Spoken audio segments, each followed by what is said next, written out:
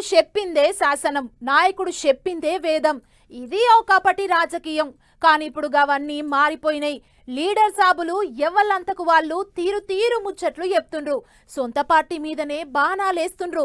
తోటి లీడర్లతోని కయ్యాలు పెట్టుకుంటుండ్రు. అబ్బో, గిట్ల కుంపెట్ల నిప్పు లెక్క ఎప్పుడు ఏదో ఒక పంచాయతీతోని పార్టీలన్నీ రగరగ రగులుతూనే ఉన్నాయి. మరిగా ఇప్పుడు ఏమైందంటే చూడుండ్రి. ఇంటింటికో పురాణం అన్నట్టు ప్రతి పార్టీకి ఓ పంచాది నడుస్తుంది. అలిగే లీడర్లు చెలుగుడుతోని ముచ్చట్లేటేటో తిరుగుతున్నాయి. అందరేమో కానీ మళ్ళీ ఏమంటలేడు, సప్పుడు చేస్తలేడు అనుకుంటారు కదా అందరూ.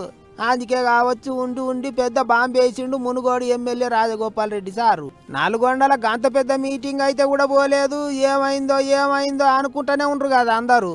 ఇక చూడర్రి ఏమైందో చెప్పిండు. ఇక్కడ యాదాద్రి జిల్లా ఎమ్మెల్యేగా ప్రస్తుతం ఒక మాజీ ఎంపీగా, నల్లగొండ జిల్లా ఎమ్మెల్సీగా ఇంత సీనియర్గా ఉన్న నన్ను కూడా ఒకసారి నన్ను ఆ విషయంలో సంప్రదించలేదని బాధ అనిపించింది నాకు. ఇదంతా వాళ్ళ వ్యవహార శైలి నాకు నచ్చట్లేదు. వీళ్ళు ఇట్లా చేస్తున్నారు, కనీసం నన్ను అడగాలి కదా, కనీసం మెంబర్లనన్నా మునుగోడు నియోజకవర్గం నుంచి ఎవరికో ఇచ్చిండ్రు. నాకు ఆ సమాచారం కూడా లేదు. అర్హులైన వ్యక్తుల్ని మెంబర్లుగా పెడితే బాగుండేది.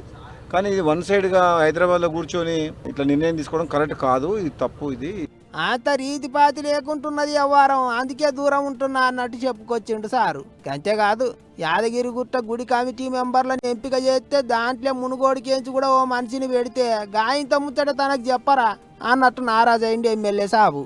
ఇక అట్లిట్లా ముచ్చట పిసిసి అధ్యక్షుని దాకా కూడా పోయిందట. చూడుర్రి ఆ సార్ ఏమన్నాడో.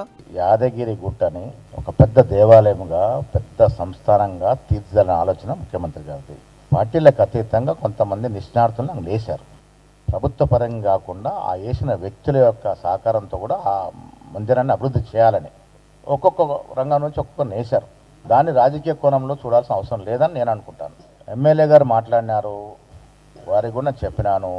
నల్గొండ జిల్లా నాయకులను కానీ మమ్మల్ని సంప్రదించుంటే బాగుండేది అని వారు అన్నారు.